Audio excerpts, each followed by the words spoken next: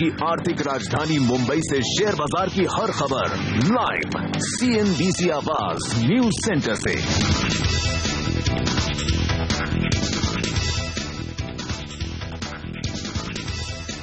कल bank Nifty के शानदार प्रदर्शन के चलते भारतीय बाजारों में फिर से लौटी तेजी और 8,600 के बेहद करीब हुई क्लोजिंग निफ्टी पर। हफ्ते के आखिरी दिन आज दुनिया भर के बाजारों के संकेत थोड़े सुस्ती के, कमजोरी के।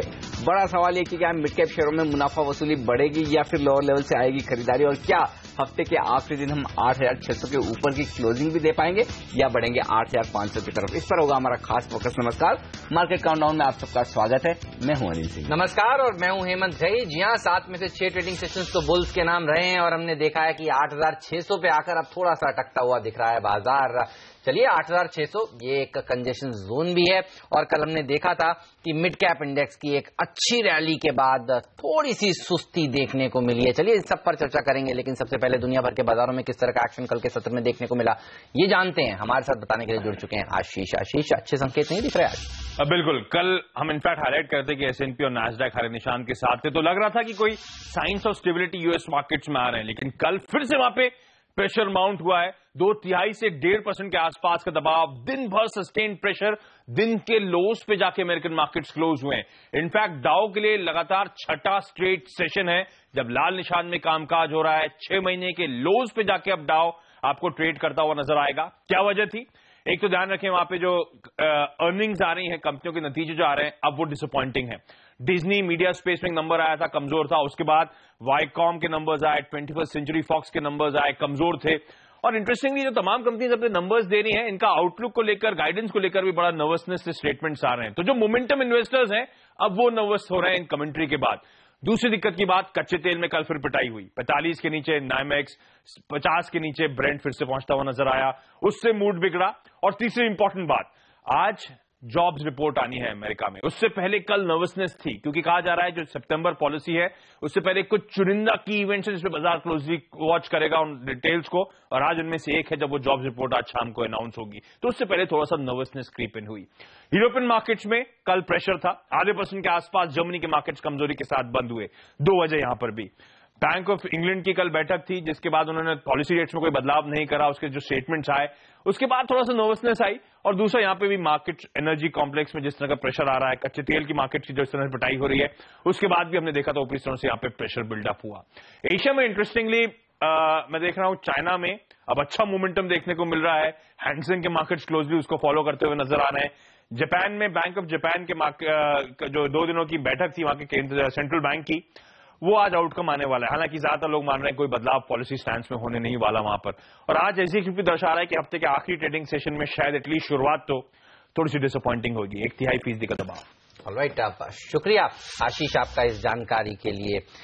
अनिल, आशीष अभी बता रहे थे 6 दिनों से डाउ लाल निशान में, और 7 में से 6 ट्रेडिंग सेशन भारत की बाजार ऊपर है। तो आप देखिए, क्रूड एक्सपोर्टिंग देश को दिक्कत है कच्चे तेल में गिरने से, और क्रूड इंपोर्टिंग देश भारत जैसे देशों में एक अच्छी तेजी देखने को मिल रही है। परफेक्ट डीकपलिंग है। बिल्कुल, उसके आज से देखा जाए तो फिर आज भी हमें हरे निशान में खुलना चाहिए, लाल निशान में नहीं खुलना चाहिए। और इनफैक्ट हेमंत, आज फिर से मैं ये कहूंगा कि मुझे इतनी कमजोरी की उम्मीद नहीं है। मुझे नहीं लगता कि हम शायद 30 पॉइंट नीचे खुले इस वक्त। तो कम से कम ये कह सकता हूं, अब यहां से 9:15 बजे तक एशियाई बाजार किस तरह का प्रदर्शन करते हैं वो अलग बात हो सकती है, लेकिन कोई खास कमजोरी के संकेत नहीं। मैं 3 बड़े बाजारों को देखता हूं, निक्केई जहां पर सिर्फ 1/4% की कमजोरी है, हांगकांग और चाइना के बाजार दोनों हरे निशान में। तो मुझे नहीं लगता कि अमेरिकी बाजारों की 100-125 की पॉइंट की कमजोरी से बहुत घबराने की जरूरत है, या फिर एशियाई बाजारों में 3-4 छोटे बाजार जो लाल निशान में उनसे घबराने की जरूरत है।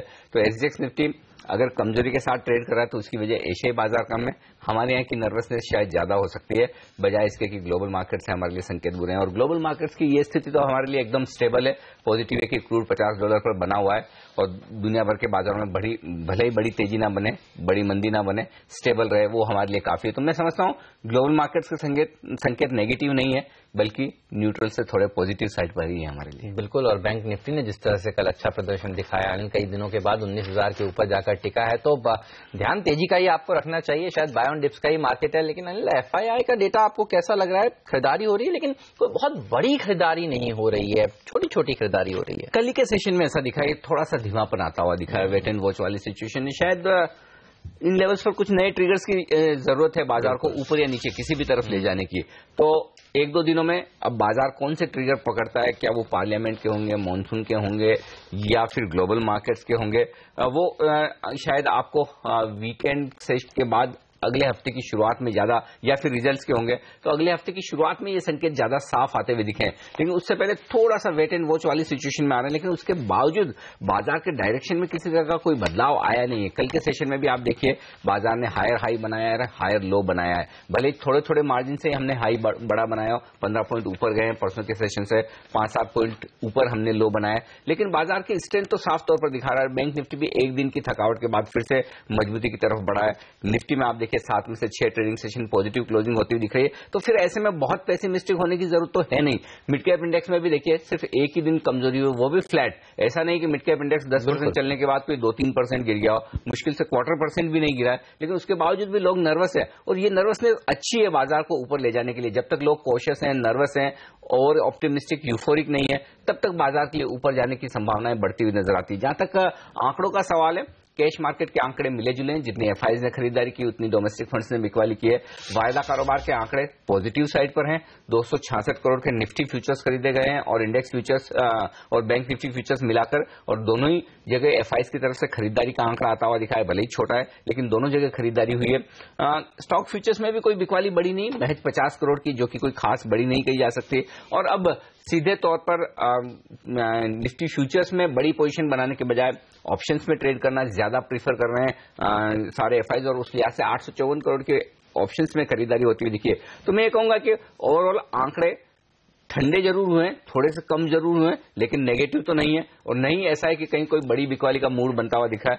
तो थोड़ी सी सुस्ती वाले संकेत आंकड़ों से ले सकते हैं, लेकिन है अब भी पॉजिटिव साइड पर। बिल्कुल पॉजिटिव साइड पर ये। कल हमने देखा था एक 55 पॉइंट की रेंज थी जो निफ्टी में देखने को मिली थी। 8,606 का हाई, 8,551 का लो, यानी 8,550 भी नीचे की तरफ कल नहीं टूटा। 8,600 के ऊपर जाने में भी थोड़ी सी दिक्कत जरूर हो रही है। तो एक कंजेशन जोन है जिसमें बाजार फंसा हुआ है। ये बताइए एफएनओ का डेटा आपको किस तरह के संकेत दे रहा है?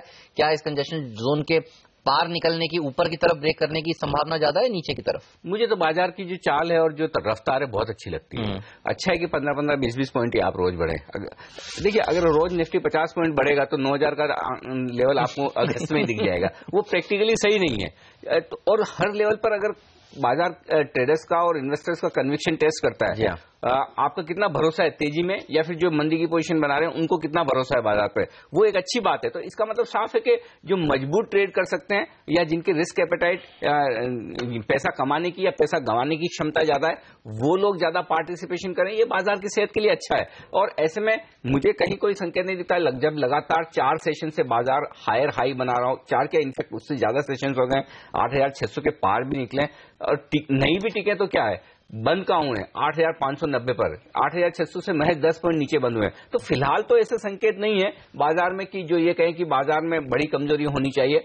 हाँ, थोड़ा रुके तो अच्छी बात है, उसमें कोई डाउट नहीं है। लेकिन एफएनओ के डेटा में अगर आप देखें तो संकेत पॉजिटिव साइड पर ही ज्यादा है, जहां स्टॉक फ्यूचर्स, बैंक निफ्टी और निफ्टी तीनों ही जगह लॉन्ग पोजीशंस बनी है, छोटी छोटी ही सही। लेकिन बैंक निफ्टी में कल के सेशन में जो 70,000 शेयरों के आसपास की बड़ी पोजीशन बनी है तेजी की, वो ज्यादा सही है। और अल्टीमेटली हम लगातार पिछले 2 सेशन से यही बात कर रहे हैं, अगर कमजोरी होनी तो भी बैंक निफ्टी से लीडरशिप आएगी। और कल आप देखिए 0.5% बैंक निफ्टी मजबूत हुआ है और निफ्टी के मुकाबले में ज्यादा बढ़ा है और बाजार 8,600 के पार निकला। तो आज फिर से वही बात कहूंगा, 8,600, 8,650 आपको निफ्टी पर जाना है तो उसे बैंक निफ्टी लेकर जाएगा और किसी सेक्टर में वो दम नहीं है। और बैंक निफ्टी में अभी तक कमजोरी के संकेत हैं नहीं, तो ये साफ तौर पर। और कल तो 19,000 के ऊपर की क्लोजिंग भी मिली है। तो अगर आज एक क्लोजिंग 19,100 के ऊपर बैंक निफ्टी पर आपको मिल जाए तो अगले हफ्ते के लिए भी आपको बैंक निफ्टी के लिए ज्यादा बेहतर संकेत होंगे और तब आप 8,650 की तरफ भी बढ़ते हुए दिखेंगे।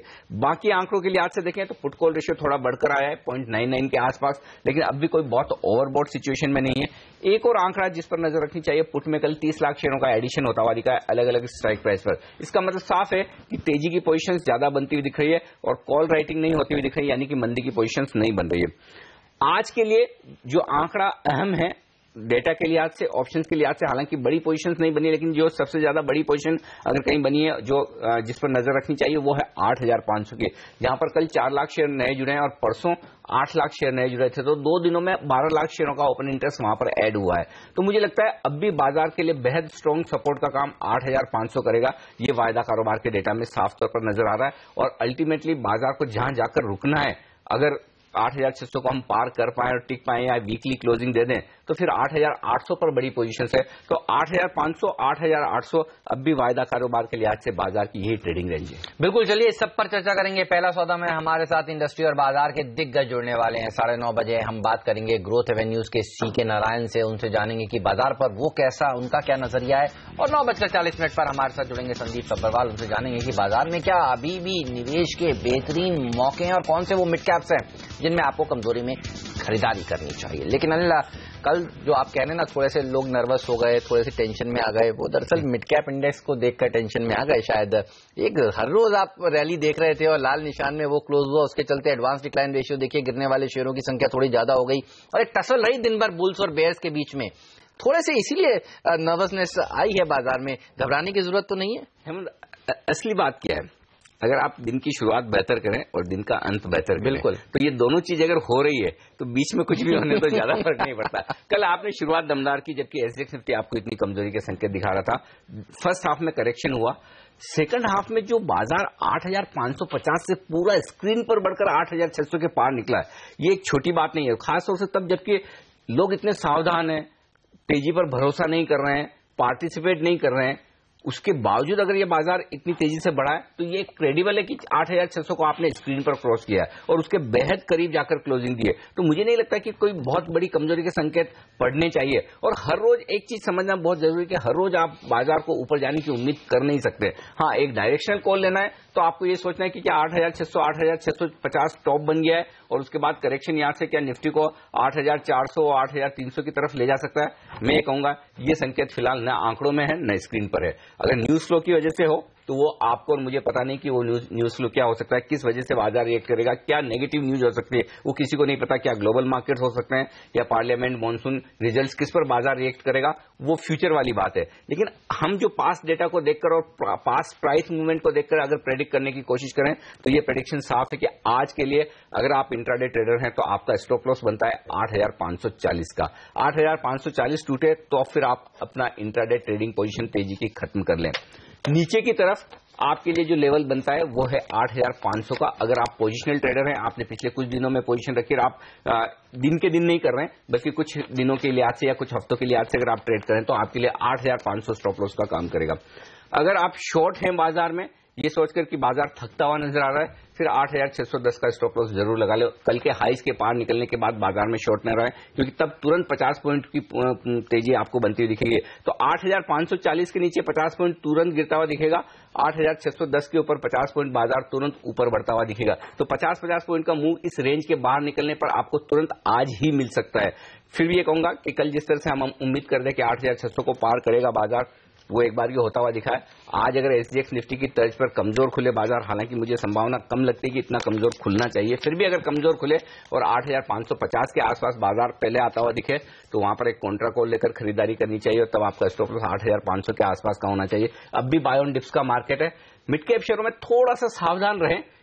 कल की कमजोरी के बाद की कहीं जो यूफोरिक स्टॉक है या जहां क्वालिटी को लेकर थोड़ा भी संदेह, तो वहां पर दूर रहें या फिर जिनमें आपको मुनाफा बन रहा है एक ट्रेलिंग स्टॉप लॉस के साथ अपनी पोजीशन को होल्ड करें। हफ्ते का आखिरी दिन है, अच्छी तेजी के बाद थोड़ी वॉलेटिलिटी हो, बाजार की सेहत के लिए अच्छा है, उसे वॉलेटिलिटी को आप अपने फायदे के तौर पर इस्तेमाल करें और कॉन्ट्रा कॉल लेकर बाजार में ट्रेड करने की रणनीति शायद सही हो सकती है। चलिए, वक्त है फिलहाल यहाँ पर एक छोटा सा ब्रेक लेने का, लेकिन आप कहीं मत जाइएगा। ब्रेक के बाद हम आपको बताएंगे कौन से वो टॉप 10 स्टॉक्स हैं जिस पर आपकी नजर आज जरूर होनी चाहिए।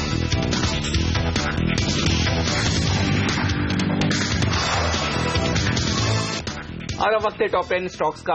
वरुण दुबे, सोनम मेहता, नियति और पूजा त्रिपाठी हमारे साथ जुड़ चुकी है बताने के लिए उन शेयरों के बारे में जहां पर आज दिखेगा खबरों और नतीजों के दम पर दमदार एक्शन। शुरुआत सोनम आपके साथ।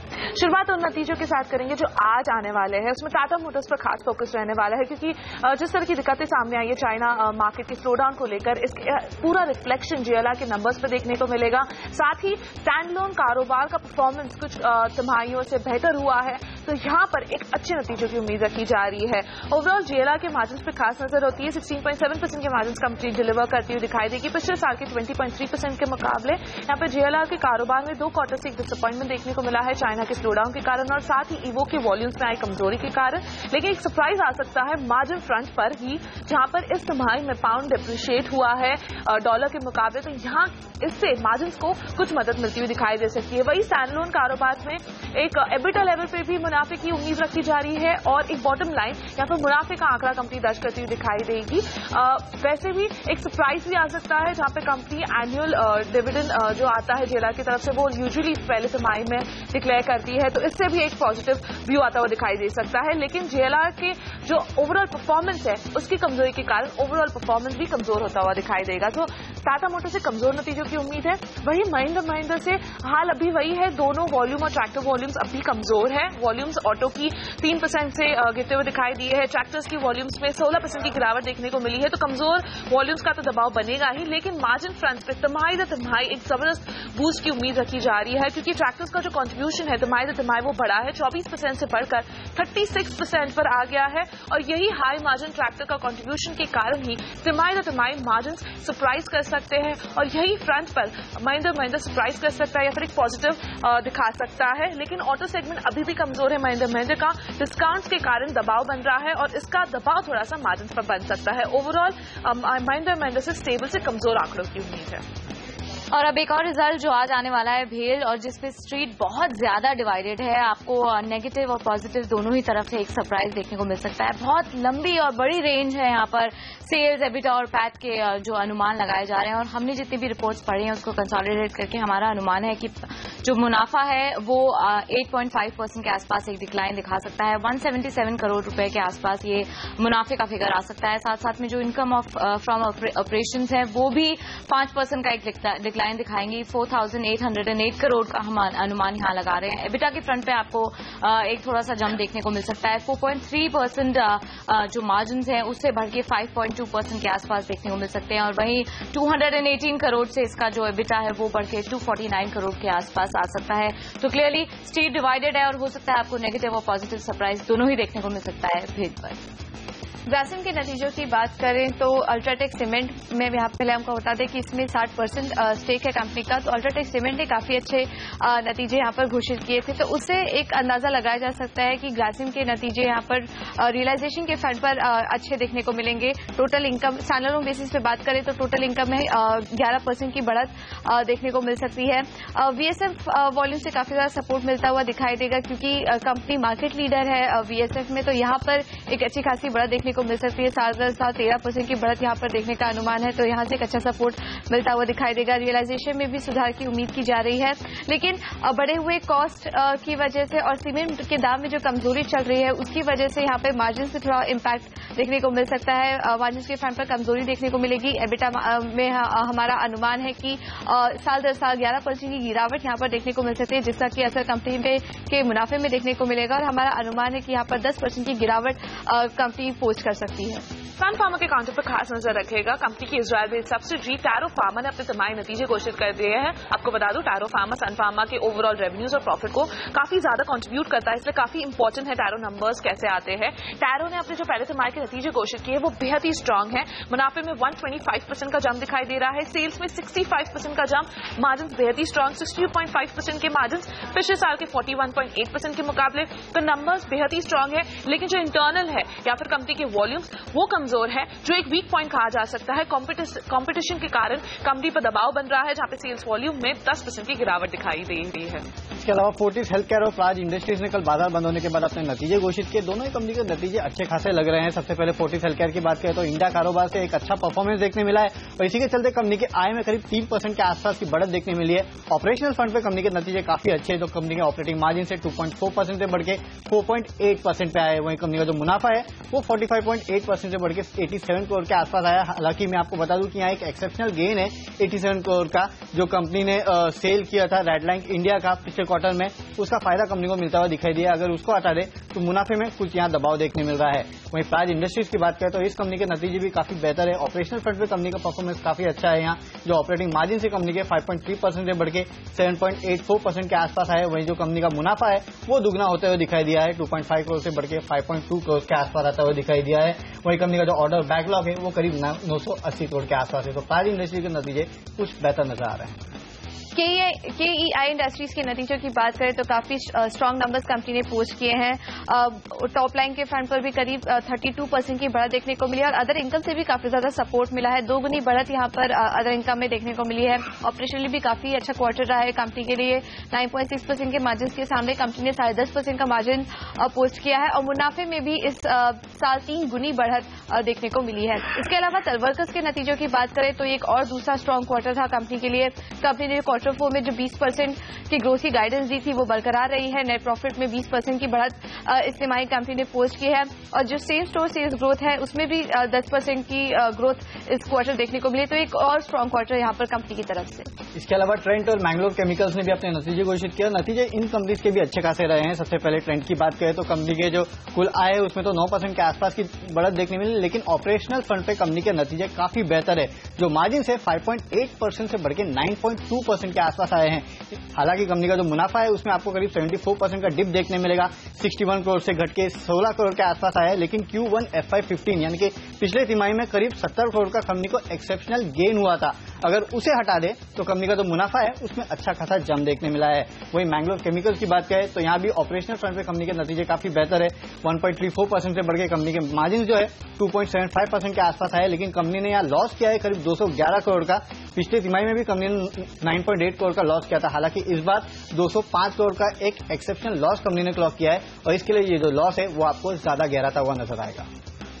इसके अलावा ओरेकल फाइनेंशियल सर्विसेज के नतीजों की बात करें तो यहां पर भी काफी अच्छे नतीजे कंपनी ने पेश किए हैं। मुनाफे में 42% की बढ़त देखने को मिली है। ऑपरेशनली भी काफी स्ट्रांग क्वार्टर रहा है कंपनी के लिए। मार्जिन के फ्रंट पर काफी अच्छी बढ़त यहां पर देखने को मिली है। एबिटा में 28% की बढ़त और टॉप लाइन की तरफ से भी अच्छा खासा सपोर्ट मिला है। करीब 11% की बढ़त यहां पर टोटल इनकम में देखने को मिली है। बॉम्बे डाइंग के नतीजों की बात करें तो कमजोर नतीजे यहां पर कंपनी ने पोस्ट किए हैं। सेगमेंटल परफॉर्मेंस भी काफी कमजोर है। कंपनी के फाइनेंस कॉस्ट भी काफी ज्यादा बढ़े हुए थे और इस बार भी कंपनी ने करीब 53 करोड़ का नुकसान ही पोस्ट किया है। मार्जिन्स, लेकिन यहाँ पर जो मार्जिन्स है वहां पे थोड़ी बढ़त देखने को मिली है क्योंकि कंपनी का जो रियल एस्टेट कारोबार है वहां पर अच्छा खासा सपोर्ट देखने को मिला है। लेकिन टेक्सटाइल और पॉलिएस्टर सेगमेंट में अभी भी दबाव बना हुआ है। रेवेन्यू में पॉलिएस्टर के सेगमेंट की बात करें तो रेवेन्यू में 24% की गिरावट और टेक्सटाइल में भी काफी ज्यादा, टेक्सटाइल बिजनेस में भी काफी ज्यादा कमजोरी देखने को मिली थी। तो बॉम्बे डाइंग की तरफ से कमजोर नतीजे देखने को मिले हैं। वेदांता का स्टॉक आज आपके रडार पे होना चाहिए। एक पॉजिटिव खबर इसलिए निकल के आ रही है कि अगले हफ्ते यानी 10 अगस्त से गोवा में जो माइनिंग ऑपरेशंस है वो यहाँ पे शुरू करने वाले हैं।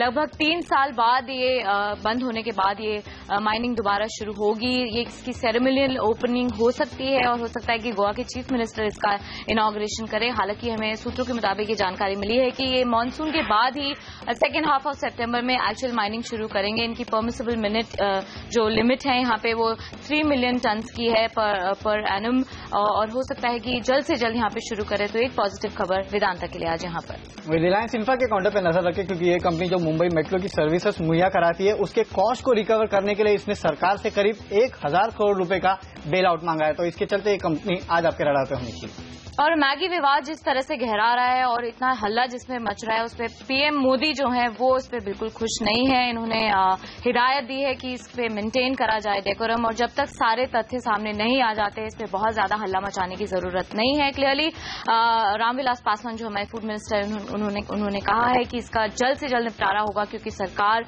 किसी भी बड़े निवेश को या बड़े इन्वेस्टर्स को यहाँ पर हर्ट करना नहीं चाहती है और हो सकता है मामला जल्द से जल्द सुलझता हुआ नजर आए। चलिए, तो ये तमाम शेयर हैं जिस पर आपकी नजर आज जरूर होनी चाहिए। शुक्रिया आप सभी का इस जानकारी के लिए। वक्त है ब्रेक का। ब्रेक के बाद एक्सपर्ट्स हमारे साथ जुड़ेंगे। आरके ग्लोबल के Rakesh Bansal, SMC global securities के नितिन मुरारका और ट्रेड स्विफ्ट ब्रोकिंग के संदीप जैन। बताएंगे आपको हेडलाइंस भी ब्रेक के बाद।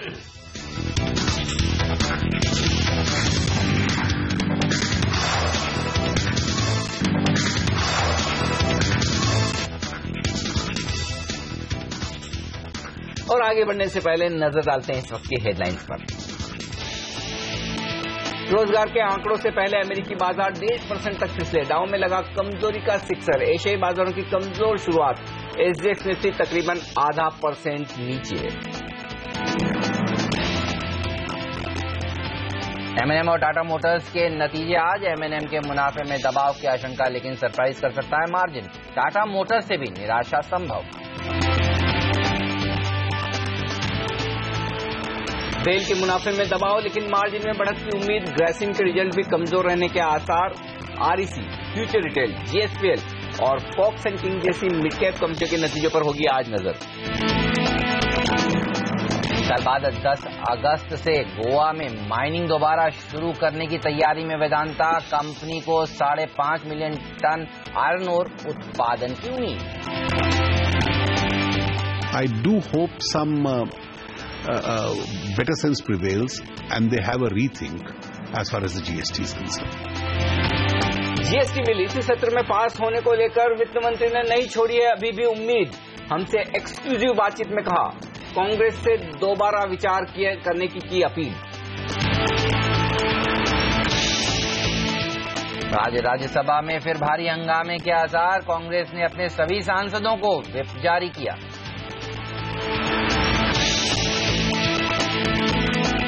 लेकिन इस बीच विपक्ष के विरोध की वजह से संसद का मौजूदा सत्र अब तक कोई खास कामकाज किए बगैर ही खत्म होने की तरफ बढ़ रहा है। हालांकि वित्त मंत्री अरुण जेटली ने जीएसटी बिल को लेकर अब भी उम्मीद नहीं छोड़ी है। नेटवर्क 18 के साथ एक्सक्लूसिव बातचीत में वित्त मंत्री ने कहा कि सरकार के पास अब भी काफी विकल्प बाकी हैं। Except for the Congress, almost every party is in agreement.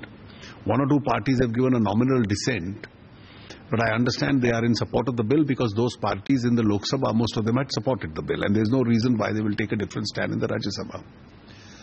And therefore, the numbers being overwhelmingly in support of the bill, all states being in support of the bill, the Congress-ruled states having seriously backed the bill, the two finance ministers that the Congress had when in power having seriously backed the bill, I do hope some better sense prevails and they have a rethink as far as the GST is concerned. तो देखना होगा कि GST bill पर आगे किस तरह से बात बढ़ती है और क्या इस संसद सत्र में जीएसटी बिल के आगे बढ़ने की, पास होने की संभावनाएं बनती है या नहीं। फिलहाल बाजार को उम्मीदें काफी कम है कि इस जीएसटी बिल इस सत्र में पास हो पाएगा, लेकिन हो पाए तो एक पॉजिटिव रिएक्शन और ना हो पाए तो थोड़ा एक कमजोरी वाला माहौल जरूर बनेगा, लेकिन ये क्लैरिटी आने के बाद। लेकिन बाजार में एक क्लैरिटी साफ है। बाजार लगातार धीरे धीरे ही सही लेकिन ऊपर की तरफ जाते हुए नजर आ रहे हैं। मजबूती है निफ्टी में, बैंक निफ्टी में, मिड कैप शेयरों में भी, और सब तरफ खरीदारी का माहौल है। बड़ा सवाल है कि क्या इन लेवल्स पर बाजार थकेंगे या फिर और आगे बढ़ने की संभावना है। क्या 8,500, 8,550 का लेवल होल्ड कर पाएंगे, ये जानने की कोशिश करते हैं। हमारे एक्सपर्ट्स हमारे साथ जुड़ रहे हैं आज के ट्रेडिंग सेशन की रणनीति देने के लिए, तकनीकी राय के लिए। आरके ग्लोबल के राकेश बंसल हमारे साथ हैं और नितिन मुरारका एसएमसी ग्लोबल के हमारे साथ जुड़ रहे हैं वायदा कारोबार की रणनीति देने के लिए। दोनों ही दिल्ली से हमारे साथ इस वक्त। और गुड मॉर्निंग जेंटलमैन, आप दोनों का स्वागत है सीएनबीसी आवाज पर। नितिन, क्या कह रहे हैं वायदा कारोबार के संकेत? क्या 8,800 पहले आएगा या फिर 8,500 के नीचे पहले जाएंगे? देखिए जी, अगर आप डेटा देखेंगे तो डेटा में अभी ऐसा कुछ नेगेटिव नहीं दिख रहा है कि बाजार में गिरावट आनी चाहिए। हो सकता है थोड़ा कंसोलिडेशन हो, उसके बाद मार्केट ऊपर करीब 8700 की तरफ मूव करे। जैसे अगर आप डेटा में आते हैं तो लास्ट 3 दिनों में आप देखिएगा तो हर गिरावट में नीचे के लेवल पे बाइंग आई है, और ये बाइंग आप देखेंगे तो एफआईज की तरफ से ज्यादा आई है। जैसे अगर आप कल का डेटा देखते हैं तो एफआईज ने करीब 266 करोड़ के आसपास का फ्यूचर्स में खरीदारी करी है, बट वो फिगर कम है, बट फिर भी बाइंग है। करीब 2.5 लाख के आसपास की निफ्टी फ्यूचर्स ली है, 2.5 लाख क्वांटिटी। अगर ऑप्शंस में आते हैं तो ऑप्शंस जो 850 करोड़ के आसपास की फिगर है, उसमें हम लोग देख रहे हैं कि 5.5 लाख कॉल बाइंग हुई है और 2 लाख पुट बाइंग हुई है। तो यहाँ पे कॉल में बाइंग ज्यादा है, पुट में भी बाइंग हो रही है, बट कॉल में बाइंग ज्यादा है और निफ्टी में भी बाइंग है। तो नेट पॉजिटिव डेटा है कल का। अगर आप लास्ट 2 दिनों में देखेंगे तो एफआईज की तरफ से करीब 850 करोड़ के आसपास की बाई फिगर है और कुल मिला के 9 लाख निफ्टी बाई की गई है। और अगर आप ऑप्शंस की 2 दिनों की कंबाइंड फिगर देखते हैं तो 1300 करोड़ के आसपास की ऑप्शंस की फिगर है, जिसमें 8 लाख कॉलें बाई की गई है और 4 लाख पुट बाई हुई है। तो ओवरऑल यहाँ पे बाइंग कॉल एंड पुट दोनों में है, बट रुझान जो है वो कॉल्स का ज्यादा है और निफ्टी फ्यूचर्स का ज्यादा है। तो मुझे लग रहा है कि एक ऊपर की तरफ मूवमेंट आनी चाहिए अभी, और हर गिरावट में जैसे आप बाइंग देख रहे हैं तो नीचे की तरफ सपोर्ट भी काफी अच्छे आ रहे हैं। अगर आप ऑप्शंस में देखेंगे तो 3 दिनों से अगर कोई भी ऑप्शन उठा लीजिए तो पुट ऑप्शन में सबके प्राइस टूट रहे हैं। तो उससे यह है कि जो भी ओपन टेस्ट एडिशन है वो ये इंडिकेट कर रहा है कि पुटों में राइटिंग हो रही है, और 85, 84 की पुट में हम लोग ज्यादा राइटिंग देख रहे हैं। तो वो एक तरीके से अभी सपोर्ट की तरह काम करेगा। और ओपन टेस्ट एडिशन देखेंगे तो लास्ट 2 दिनों से निफ्टी फ्यूचर्स में ओपन टेस्ट का एडिशन भी हो रहा है। परसों हुआ था करीब 5.5-6 लाख और कल भी हम लोग 2.5-3 लाख का ओपन टेस्ट एडिशन देख रहे हैं। तो यहाँ पे एटलीस्ट ये है कि डेटा नेगेटिव नहीं है। मुझे लगता है कि अगर बाजार नीचे खुलती है 25-30 पॉइंट तो आपको एक अच्छा स्टॉप लॉस मिलता है। वो स्टॉप लॉस बनता है करीब 8540 से 8550 के आसपास फ्यूचर लेवल का। वहां पे एक बार स्टॉप लॉस रख करके बाइंग करनी चाहिए। पॉसिबल मुझे लगती है कि आपको 8650, 8675 तक के टारगेट आपको आने वाले आज या हो सकता है मंडे ट्यूसडे तक मिल जाए। ऑलराइट, चलिए तो बाय ऑन डिप्स की रणनीति रखने की सलाह दे रहे हैं हमारे एक्सपर्ट राकेश। हाय, गुड मॉर्निंग। आप कैसे अप्रोच कर रहे हैं इस बाजार को? Good morning Hemant. मार्केट्स का रुख क्लियरली पॉजिटिव है, जैसे अभी नितिन ने भी पॉइंट आउट किया था। अगर आप कल की यूएस मार्केट की गिरावट को हटा दें तो ऐसा लग रहा था कि निफ्टी शायद आज ही के सत्र में ऊपर में 8640, 8645 के लेवल्स दिखा देगा। नीचे में हम देखें तो 8545 से लेकर 8550 जो है क्रिटिकल सपोर्ट है। जब तक ये लेवल्स नहीं टूटते हैं, जो इमीडिएट शॉर्ट टर्म ट्रेंड है वो इंटैक्ट है। 8545 के नीचे 8500 नीचे में एक दूसरा सपोर्ट आता है। एज ऑफ नाउ क्लियरली ऐसा लगता है कि मार्केट जो है बाय ऑन डिक्लाइन वाला मार्केट है। बैंक निफ्टी के अंदर 18,750 नीचे में एक अच्छा सपोर्ट है। रुझान क्लियरली पॉजिटिव है। अगर हम देखें तो पिछले सप्ताह भी मार्केट ने ऐसे ही यूएस मार्केट्स में गिरावट आई थी तो नीचे में 8485 का लेवल तोड़ा था। उसके बाद 21 पॉइंट का डिक्लाइन देखने को मिला था और क्लोजिंग वापस 8500 के ऊपर देखने को मिली थी। मेरे को भी ऐसा लगता है कि आज जिस तरीके से गैप डाउन ओपनिंग हो रही है, ये शायद एक बाइंग का मौका होगा। हो सकता है नीचे में 8545 का लेवल्स मार्केट शायद तोड़े, बट क्लोजिंग काफी इंपॉर्टेंट होगी। अगर क्लोजिंग के समय मार्केट लेवल तोड़ के वापस ऊपर बंद होता है तो क्लियरली पॉसिबिलिटी है मंडे ट्यूसडे में एक अच्छी रैली टुवर्ड्स 8640, 8650 तक की देखने को मिले। ओके, तो 8650 ये लेवल हो गए ऊपर की तरफ। 8540 और 8500 दो लेवल हैं सपोर्ट के तौर पर इस वक्त बाजार में। लेंगे एक छोटा सा ब्रेक और ब्रेक के बाद हमारे साथ संदीप जैन भी जुड़ेंगे, बाजार पर फंडामेंटल राय भी लेंगे उनसे, कुछ स्टॉक्स पर भी करेंगे फोकस, जहां नतीजे आए हैं या फिर आज आने वाले हैं उन पर लेंगे राय हमारे एक्सपर्ट्स के साथ इस ब्रेक के बाद।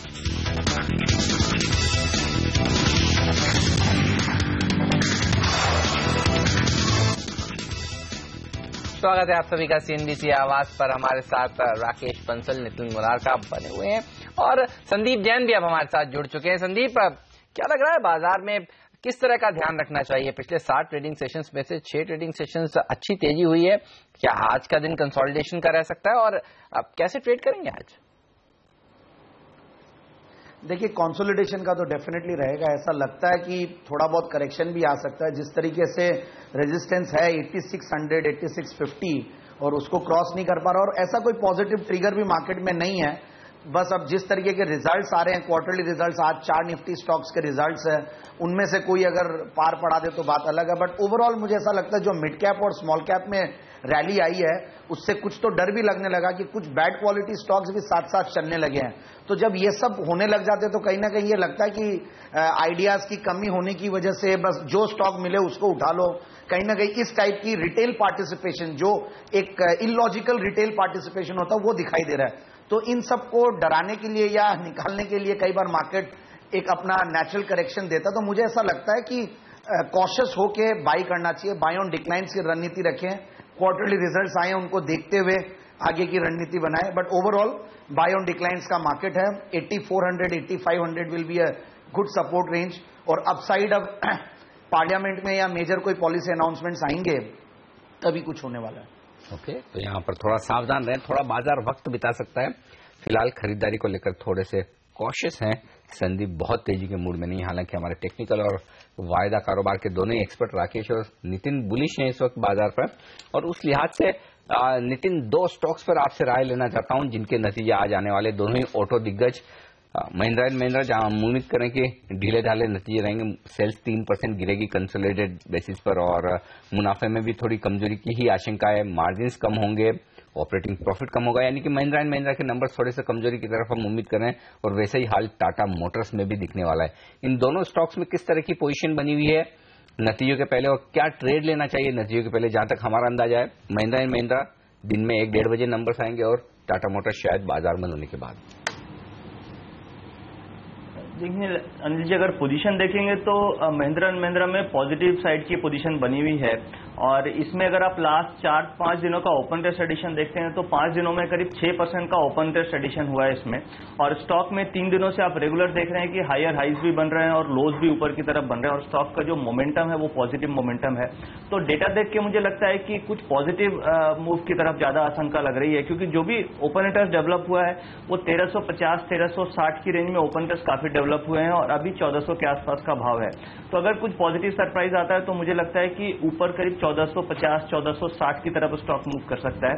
दूसरा, टाटा मोटर में अगर आप लास्ट 5 दिनों का ओआई बिल्डअप देखेंगे तो इसमें करीब 8% के आसपास का ओपन टेस्ट बिल्डअप हुआ है, बट कल के दिन में केवल 1.5% के आसपास का ओपन टेस्ट बिल्डअप हुआ है। यानी रोल ओवर भी आप देखेंगे तो टाटा मोटर में शॉर्ट रोल ओवर्स हुए थे और उसके बाद ऊपर के लेवल पे दबाव था और इसमें कुछ शॉर्ट पोजीशन बनी है। तो मुझे लगता है टाटा मोटर में दबाव रह सकता है, बट कल जिस तरीके से चार्ट पैटर्न बने हैं उसमें नीचे के लेवल पे सपोर्ट आया। तो टाटा मोटर में काफी कंफ्यूजिंग सिग्नल्स हैं, क्योंकि एक्सपायरी से अभी तक शॉर्ट बिल्डअप है और कल के दिन में उसमें थोड़ा सा पोजीशन पॉजिटिव की तरफ मूव की है। बट मुझे एमएनएम में क्लैरिटी लग रही है कि इसमें पॉजिटिव मोमेंटम आना चाहिए। टाटा मोटर में रिजल्ट आने के बाद देख करके ट्रेडिंग करनी चाहिए। ओके, राकेश, भेल के चार्ट्स आपको कैसे लगते हैं? रेवेन्यूज आज थोड़े सबड्यूड रह सकते हैं, प्रॉफिट के नंबर को लेकर काफी बड़ी रेंज दी जा रही है, लेकिन जिस तरह से कमोडिटी प्राइसेस में गिरावट देखने को मिली है, मार्जिन शायद सरप्राइज कर सकते हैं, इस तरह की बात भी सामने आई है। सीमेंस और थर्मेक्स के अच्छे नतीजों के बाद काफी उम्मीदें बंध गई हैं वापस से भेल के लिए। चार्ट्स कैसे लग रहे हैं आपको और कोई ट्रेड लेना चाहेंगे नतीजों से पहले क्या? नहीं हेमंत, नतीजों से पहले बीएचईएल में तो कोई ट्रेड लेना नहीं चाहेंगे, क्योंकि नीचे से ऑलरेडी एक बड़ा रनअप चल रहा है और पीछे अगर आप देखें 8-10 दिनों से स्टॉक ऊपरी स्तरों पर कंसोलिडेट कर रहा है और ऊपर में 290 एक सप्लाई एरिया है, इस ऊपर की तरफ स्टॉक इस रेंज को नहीं तोड़ पा रहा और नीचे में 273 एक सपोर्ट बना हुआ है। करंटली स्टॉक 282 के अराउंड कल की क्लोजिंग है। मेरा ऐसा मानना है, एक नतीजों से पहले स्टॉक एक रेंज में ट्रेड कर रहा है, अगर 290 के ऊपर निकलता है तो 10-12 रुपए के मूव के लिए इसको बाय करना चाहिए। और अगर ये स्टॉक नीचे में 273 के लेवल्स को तोड़ता है तब स्टॉक में थोड़ी सी करेक्शन डीपन हो सकती है। अदरवाइज नतीजों से पहले स्टॉक एक रेंज में ट्रेड कर रहा है, जिस भी डायरेक्शन में ब्रेकआउट ले उस डायरेक्शन में शॉर्ट टर्म व्यू बना के एक ट्रेडिंग पोजीशन लेनी चाहिए। ओके, तो ये राय आती हुई यहाँ पर इन सारे नंबर्स पर। सन फार्मा एक और स्टॉक है जहां पर आज एक्शन देखने को मिल सकता है। कल देर शाम टेरो, इनकी जो ग्लोबल सब्सिडरी कंपनी, उसने बेहद शानदार नतीजे पेश किए, मुनाफा 100% से ज्यादा वहां पर बढ़ता हुआ दिखा है। सन फार्मा ने प्रॉफिट वार्निंग दी थी और उसके बाद स्टॉक में कमजोरी हुई थी। संदीप, क्या कहेंगे आप, स्टॉक अब अट्रैक्टिव लेवल पर है क्या? और जिस तरह से इनकी विदेशी सब्सिडी कंपनियों के दमदार नतीजे आते हुए दिख रहे हैं, क्या खरीदारी करने की राय होगी आपकी सन फार्मा में आज? बिल्कुल, खरीदारी की राय तो मैंने उस दिन भी दी थी अनिल जी, अगर याद है, इसी शो में इसी टाइम पे ही, इनफैक्ट 9:15 साढ़े 9 के लगभग जब खुला था मार्केट और गैप डाउन हुआ था अनाउंसमेंट के बाद, तो 799 800 एक अच्छा सपोर्ट बना के बाउंस किया और उसके बाद कहीं ना कहीं 820-25 का रेंज है जिसको मेंटेन कर रहा है। हालांकि वैल्यूएशंस के लिहाज से बहुत सस्ता मैं नहीं बोलूंगा, उससे और भी कई सस्ते फार्मा स्टॉक्स है अवेलेबल, हालांकि डॉक्टर रेड्डी उससे ज्यादा सस्ता लगता है, but still Sun Pharma as a stock मुझे लगता है कि डाउनसाइड रिस्क का बहुत ज्यादा नहीं है, यहां से 5-7% की डाउनसाइड रिस्क है। तो जो भी लॉन्ग टर्म इन्वेस्टर्स है वो बिल्कुल निवेश करें और सन फार्मा इस न्यूज से डेफिनेटली एक बार अच्छा खासा पॉजिटिव अपसाइड देना चाहिए आज के ट्रेड में भी। और मुझे ऐसा लगता है सन फार्मा और सन फार्मा एडवांस रिसर्च, स्पार्क, ये दोनों ही स्टॉक्स अच्छे लेवल्स पे, अट्रैक्टिव लेवल्स पे। स्पार्क इनफैक्ट 400 रुपए का एक बहुत स्ट्रांग सपोर्ट है और रिजल्ट्स भी इस बार ठीक ठाक आए हैं और तो मुझे लगता है कि दोनों स्टॉक्स में बिल्कुल बने रह सकते हैं और नया निवेश स्पार्क में बिल्कुल किया जा सकता है। चलिए, तो सन फार्मा पर नजर रखिए, स्पार्क पर नजर रखिए। सन फार्मा के अपने नतीजे अगले हफ्ते मंगलवार को आने वाले हैं। ये शेयर फोकस में आज आपके जरूर होने चाहिए। वक्त है ब्रेक का। ब्रेक के बाद कुछ और स्टॉक्स पर राय देंगे आपको। आप देखते रहिए CNBC आवाज।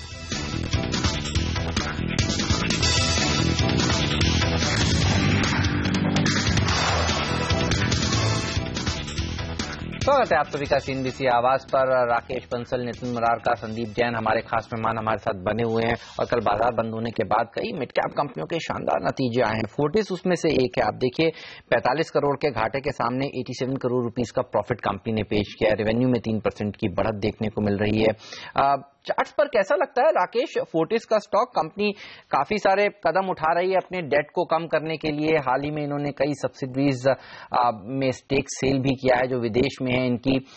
कैसे लगते हैं चार्ट्स इसके? हेमंत, काफी प्रॉमिसिंग चार्ट्स हैं और ऐसा नहीं लगता है कि स्टॉक को यहां से नीचे की तरफ रिएक्ट करेगा। एक नई टेरिटरी में स्टॉक एंटर कर चुका है। नीचे में 180, 185 एक अच्छा बेस है और मुझे लगता है यहां से एक अच्छा इजाफा अगर कंजर्वेटिव बेसिस पे भी देखें तो 235, 240 के लेवल्स मुझे मुमकिन लगते हैं अगले 2 महीने में। स्टॉक एक स्ट्रॉन्ग बाइंग कैंडिडेट है इन स्तरों पर। SRF ये एक और ऐसी कंपनी है संदीप जिसने कल बाजार बंद होने के बाद बेहतरीन नतीजे पेश किए। 22% मुनाफा बढ़ा, करीब 5.5% ग्रॉस मार्जिन में एक्सपेंशन देखने को मिला। रेवेन्यू में 6% की बढ़त। पहले अच्छा प्रदर्शन नहीं दिखा रहा था लेकिन हाल ही में जो कंपनी ने कदम उठाए उसके बाद देखिए उसको फायदा मिला है। SRF आज कितनी तेजी के साथ खुल सकता है और आपकी क्या एक्सपेक्टेशंस है? मुझे याद है अगेन इस पर्टिकुलर स्टॉक को 190 रुपए पे रेकमेंड किया था जैकपॉट शेयर में आप ही के चैनल पे, और उसके बाद सोचा कि 1000 रुपए भी बहुत अच्छी प्राइस है, वहां पे निकल जाना चाहिए, और आज 1400 है। और इनफैक्ट देखा जाए तो कंपनी के जो रिजल्ट्स थे पास्ट की और जो ग्रोथ थी वो बहुत इंप्रेसिव नहीं थी, बट ओवरऑल काफी वैल्यू था कंपनी में। पहले कार्बन क्रेडिट्स की एक वैल्यू अनलॉकिंग थी, बट अब कंपनी को जिस तरीके से केमिकल सेक्टर में है और ओवरऑल केमिकल्स के सारे स्टॉक्स अच्छा करे और इंटरनेशनल कुछ एक्सपेंशन ये कंपनी कर रही है, तो मुझे ऐसा लगता है कि इस कंपनी में अभी भी बहुत स्टीम बाकी है और जो रिजल्ट्स आए हैं दैट इज रियली एनकरेजिंग। तो मेरे हिसाब से डाउनसाइड रिस्क बहुत ज्यादा नहीं है अब यहां से, क्योंकि मुझे ऐसा लगता है कि 1250-1300 का एक स्ट्रांग बेस कंपनी ने बनाया है और ऊपर की साइड मुझे लगता है कि कम से कम 1800 से 2000 का टारगेट बिल्कुल लेके काम किया जा सकता है और मेरे हिसाब से बाय ऑन डिक्लाइंस की रणनीति बिल्कुल अपनानी चाहिए। चलिए, बाय ऑन डिक्लाइंस की रणनीति अपनानी चाहिए। अच्छे नंबर्स पेश किए हैं SRF ने कल। आज देखेंगे इस शेयर में कितना उछाल देखने को मिलता है। लेकिन आपकी स्क्रीन पर देखिए, जापान की से जो मॉनेटरी पॉलिसी का जो आउटकम निकल कर आया है वो यही है कि कोई ब्याज दरों में उन्होंने परिवर्तन नहीं किया है। आप देखिए बाजार जापान का बिल्कुल सुस्ती के साथ ट्रेड करता हुआ 1.4% की गिरावट देखने को मिल रही है, लेकिन शंघाई और हांगकांग के मार्केट में ज्यादा अच्छी तेजी अभी बनी हुई है। SGX निफ्टी दबाव के साथ ही कारोबार करता हुआ आपको नजर आएगा। हालांकि पहले जो दबाव था 27 पॉइंट का था और अब देखिए 10 अंक का नीचे से सुधार, 17-18 पॉइंट नीचे अभी भी, लेकिन SGX निफ्टी ट्रेड करता हुआ। वक्त है ब्रेक का। ब्रेक के बाद प्री ओपनिंग सेशन हाजिर करेंगे, बताएंगे आपको कि रुपए की चाल कैसी रह सकती है आज। पहला सौदा लेकर आएंगे ब्रेक के बाद।